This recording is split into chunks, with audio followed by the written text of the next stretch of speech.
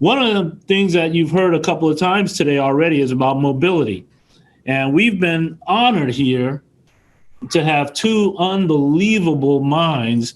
One of them, some of you might remember a couple of years ago, we had the incredible presentation from Peter Norton that talked about mobility as well as just how cities are evolving, and he focused on Harlem, and it was just extraordinary. We were all gripped, and he's been kind enough to come back as an encore, and I couldn't be more excited. And then we have Naomi, who's on this call, who's been, there's probably no tougher spaces that she works in when it comes to mobility, so she's going to have a chance to add her voice to this whole thing. We're going to start with Peter and get this moving, but pay attention, folks. This is some deep stuff, and I'm excited to hear the presentations. We'll be looking forward to your comments and questions in the chat. Go ahead, Peter Norton from the University of Virginia.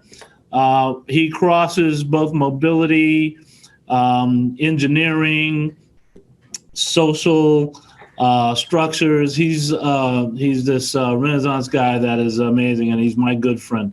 Go ahead, Peter Norton. Thank you, Clayton Banks, very much for that introduction. It's a great pleasure to be here. I feel profoundly honored to be sharing this session with Naomi Mwaura of Nairobi's Flone initiative.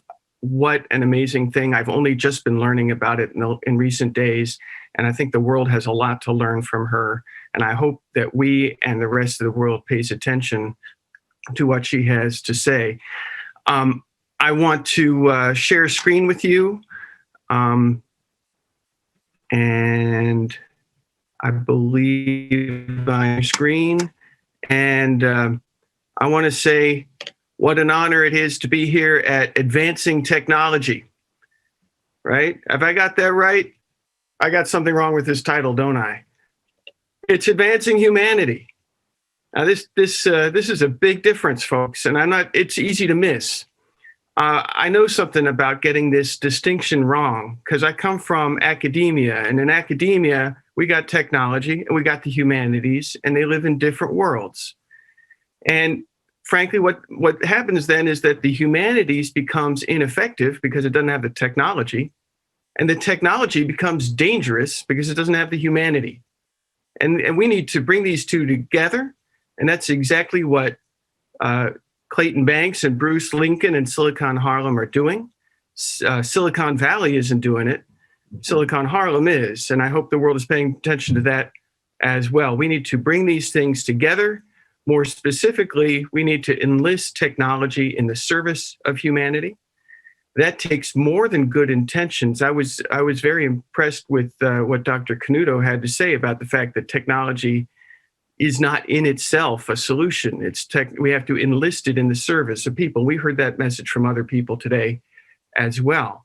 But something we haven't heard much about is how that happens. It's not good intentions alone. It takes power. And I can tell that Clayton Banks recognizes that. I think there's a radical side to him that he doesn't show off. But I can tell because, how do I know? Because he's been empowering people ever since he went to work for Silicon Harlem. And unlike a lot of engineers and technology people that I know about, Clayton Banks knows that it's more than data, it's stories. Stories tell us what the data mean. I know that Clayton Banks gets this because on his long resume, he's got, to his credit, a project called More Than a Map. And this is a project that reconnects lost history. We heard an elected official speak earlier today about how textbooks erase history. Well, then the question becomes, how do we bring it back? And technology can do it. Clayton Banks has shown us one of the ways in which we can do that. I want to contrast that with an event that happened where many of you are 56 years ago, called the New York World's Fair. This was not about technology enlisted in the service of humanity. This was about technology for technology's sake. This was gee whiz technology. Look at how amazing our technology is kind of technology. And as sort of harmless as that appeared, it's actually a very dangerous message to offer in a world as profoundly unequal and divided as the world of that time and the world of this time today still are, right? This is the leader, Robert Moses. He was behind the New York World's Fair. He was president of the New York World's Fair, and this was going to be a big techno show-off event, not technology in the service of humanity, but technology for technology's sake.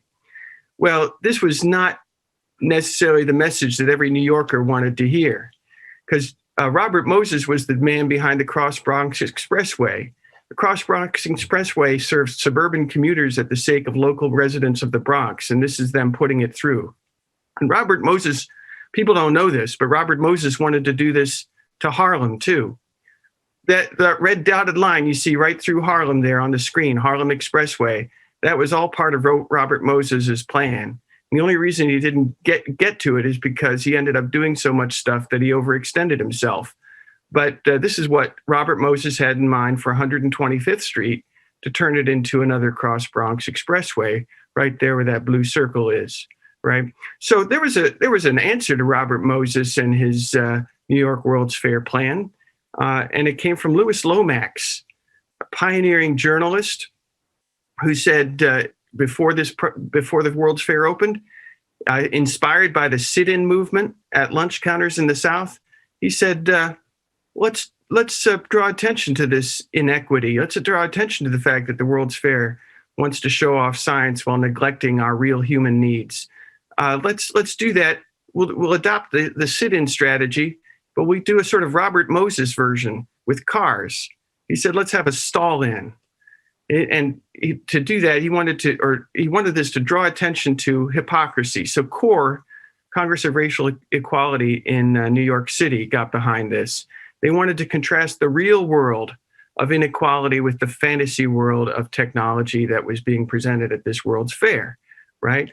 And they were going to call this a stall in. You can see that the issues at the top of this poster, at the top of this advertisement, are issues that are still with us, and issues that could be addressed with technology if it's put in the service of humanity, right? The idea was you're going to have a lot of volunteers stall out their cars at these strategic points. Nobody was going to be able to get into the fair because all the access roads would be blocked. And this is, to me, a radical and inspiring example of people who recognize that to get technology enlisted in the service of humanity, you have to work with power. And these were people who knew what they were talking about. So Brooklyn's Congress for Racial Equality came up with a slogan for this: drive a while for freedom, on opening day of the New York World's Fair when President Johnson was going to be there speaking. All right. And Life magazine wrote up a critical article about this. That's a picture of Robert Moses on the left that CORE was saying, this is the person whose attention we're trying to get. Life magazine showed those three local leaders, and I'm going to zoom in on these three because I think they should be restored to history more than they have been. Isaiah Brunson, Herbert Callender, and Isaiah Robinson, the last Isaiah Robinson from Harlem. These are people who made sure that there was going to be some kind of stall in to draw attention, to divert technology from an obsession with itself, from a kind of narcissistic fascination with its own amazingness, into technology in service of humanity. Now, the National Congress of Racial Equality under James Farmer was alarmed that this would derail the Civil Rights Act that was in Congress at this time, and they came out against it. But Brooklyn went their own way. They said, sorry, National Corps, we're going to do this anyway. And I love this picture because it shows you everybody's car has suddenly mysteriously stalled out. Now, this is Fulton Street in Bedford-Stuyvesant, around where Utica Avenue crosses. The only way I could figure that out was by looking up the Bluebird, the restaurant on the right. And what they're doing is trying to draw attention to the inequality that's being neglected, that the technology could be in service of if it was, in fact, in service to humanity. Right? And their choice of drawing attention through roads is significant because all over America, I chose St. Louis here by random. This is the African-American part of St. Louis. And this is what the engineers and the technology people thought was a good idea to do to it. They paved it for the sake of the suburban commuters. evicted people, put them in subsidized housing, and called that civic improvement, right? So this is what they're up against. This is what they're mobilizing against. Those suburban cars come into Jamaica and they congest the traffic. People can't walk. So local residents organized. These protests happen all over America. They're not well remembered.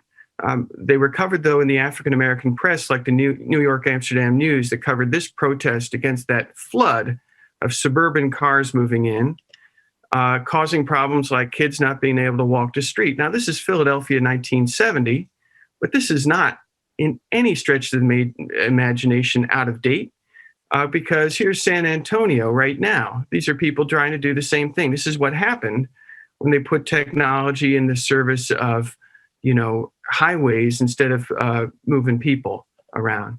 And of course, this has incredible public health effects that are extremely unequal in their influence. People who live near these projects, these highways, they get asthma, they get respiratory conditions, they're more susceptible to COVID, and actually disproportionately, they aren't even drivers. So this is another extreme inequity, right? So the question then becomes, what do we do about it? How do we drive a while for freedom today? Well, we have an advantage that they didn't have then in the form of digital technology. We can take a business model, like you've heard of fair trade coffee, fair trade tea, fair trade textiles. We can have fair trade mobility, right? We can take technology like EasyPass, which uses radio frequency identification. We can connect it up with people's smartphones, and we can give people options, right? We could, would you like to have your toll, a fraction of your toll, or maybe a surcharge on your toll, go to fair trade mobility, which could take all kinds of forms, right? So here's some examples. It could go to health, to housing, to Silicon Harlem, to buses, to bus stops, to bike lanes, to walkability, to parks, to recreation. And you know what? You don't even have to make this mandatory. People would want to do it. I know if I were driving through, I would put $1 on my toll for any of this stuff, and I'd love it if I could have the choices like this sort of thing could offer. So Clayton Banks and I have been talking about this for a couple of years, and recently we've gotten some tolling people talking about it as well. So we're hoping this may have some kind of future for as a kind of high-tech way of driving a while for freedom, and offering drivers choice. They can say something about where their toll goes, or if it takes the form of a surcharge, pay a surcharge if they want to. They can promote equity, and they can heal communities that got the unfair side of the bargain in this mass conversion. And in that sense, I think we would be delivering on what these people were attempting to do back in 1964. And I think Silicon Harlem could be part of that solution. Thank you all very much for that time. I'll stop sharing my screen now. Well, I'm just going to speak for everyone on the on this Zoom platform and tell you, Peter Norton, there's been a lot of great comments made on the chat, and certainly I try to tell people Peter Norton can tell a story, and that was a heck of a story. That was excellent. We're going to get back to you in a moment. Please stay on. We're going to have Naomi jump in here and share with us, Naomi, some of your thoughts about, you can reflect on a little bit of the fair trade mobility idea, but also tell us what's going on in the areas that you're serving.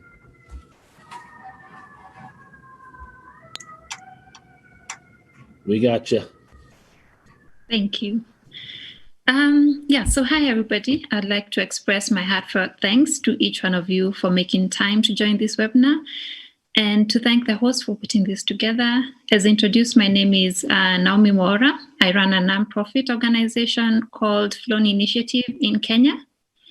And Flone Initiative is a Pan-African women-led organization that generates knowledge, convenes inclusive dialogues, supports women in transportation, and builds capacity of stakeholders to contribute to the realization of an equitable mass transport system in Africa.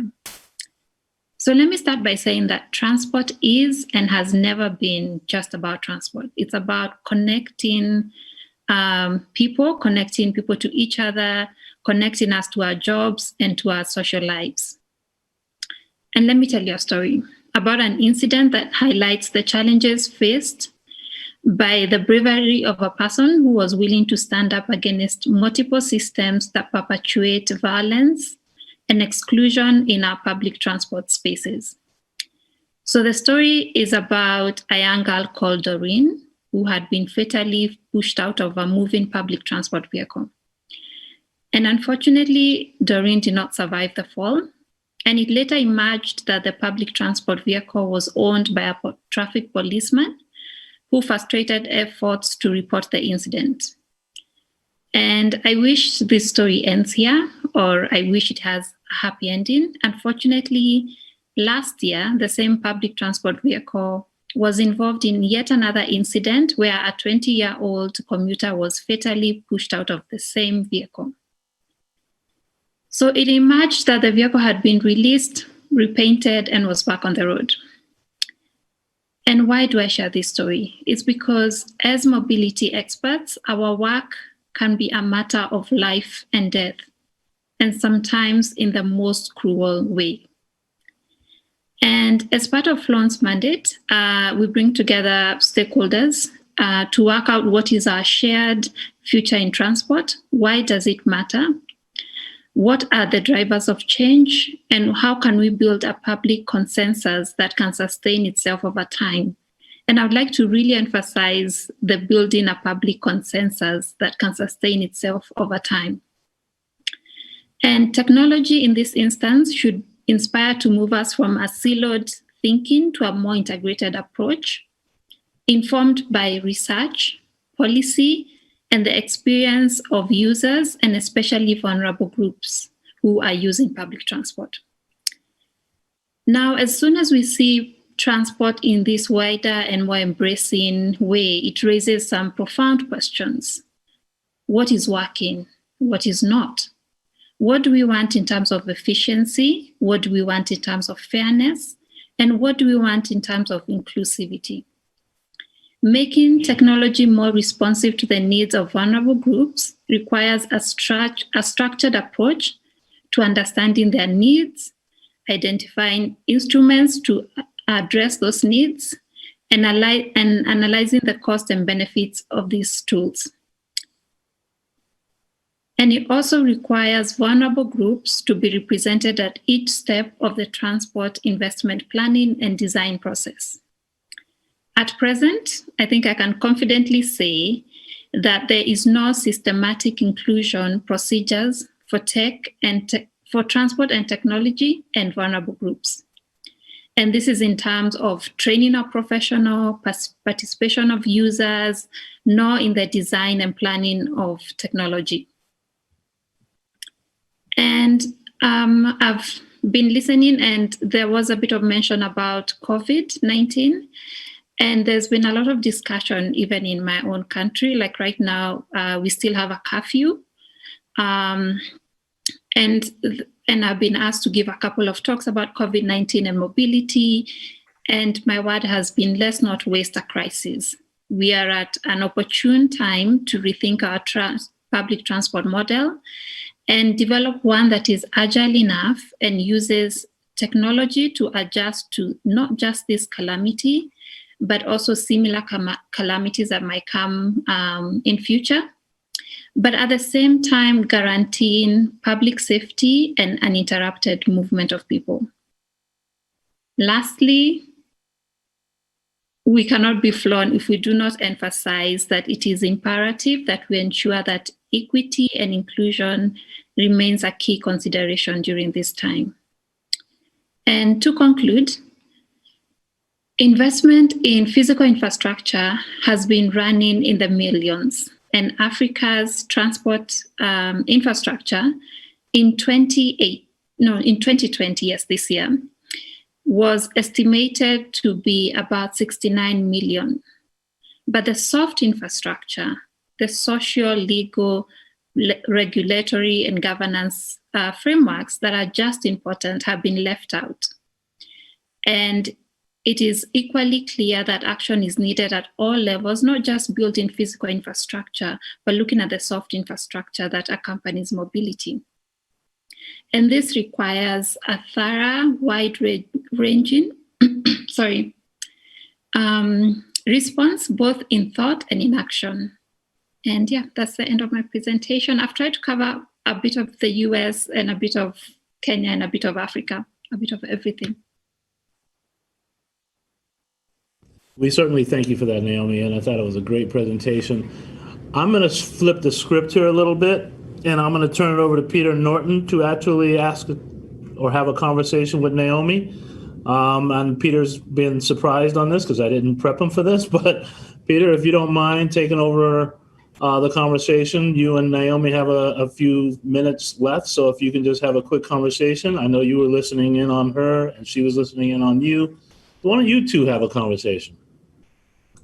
It would be a great honor. And by the way, Clayton Banks, you've got a great staff, because Maya Ephraim did caution me that, I might be invited to converse. And it's a pleasure to do so, because I spent some of yesterday reading up online about Naomi's work, and it is breathtaking in its audacity and the difference it must be making for people. So Naomi, I think the first thing I was wondering, and I didn't necessarily warn you that I would be raising this kind of question, but it's the questions coming to mind. So I hope you'll be patient with that. But so many of these matters have to do with imbalances of power. In other words, what makes people vulnerable is that they don't have power, right? And what makes people capable of being threats, and being threats repeatedly, is that they do have a disproportionate share of power. And I wonder if you can comment on ways you have found to shift balances of power. Have you found ways such that people who have not had power have some, or people who have had a lot of power have more accountability? Have you found things that can shift these imbalances?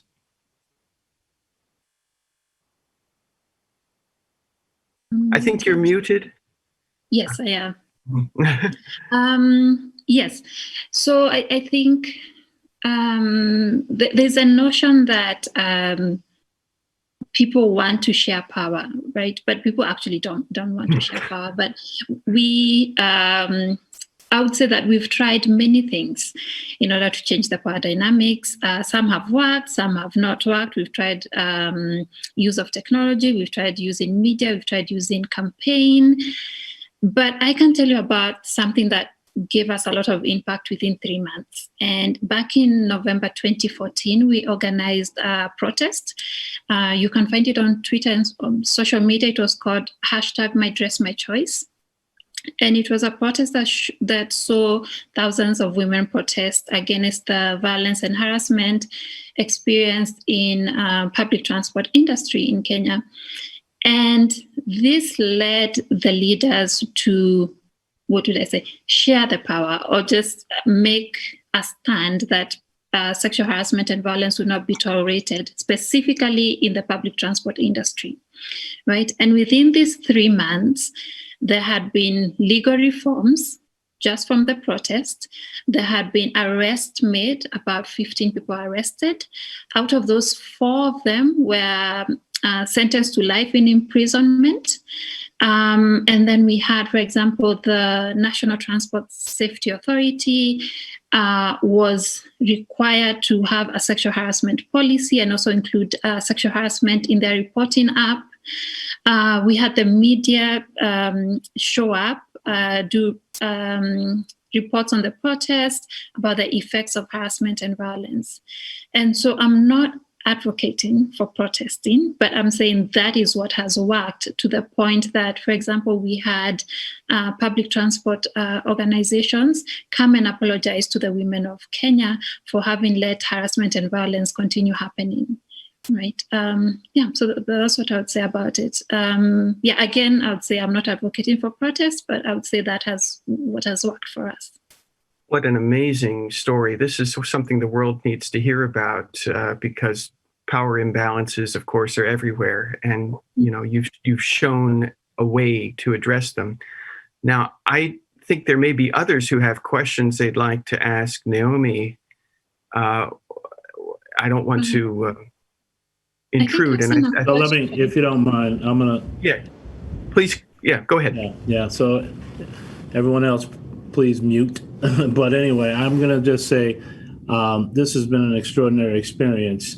We don't always talk about mobility when we are in these sort of technology conferences and summits. And so to have that added into here, as you were able to do a couple of years ago with us, Peter Norton, it just reminds us of how important this is, specifically in places like Harlem. And so you and I are going to continue to work together to push this forward. And I encourage everyone, if you have an interest in this, we're going to need more voices to the table to push fair trade mobility. And same goes with connecting with Naomi and trying to support her initiatives and do what we can to make this a worldwide movement. So I want to thank both of you for your expertise, for sharing so much with us. And there's been a lot of chat going on, so we'll be following up with both of you. But thank you. Really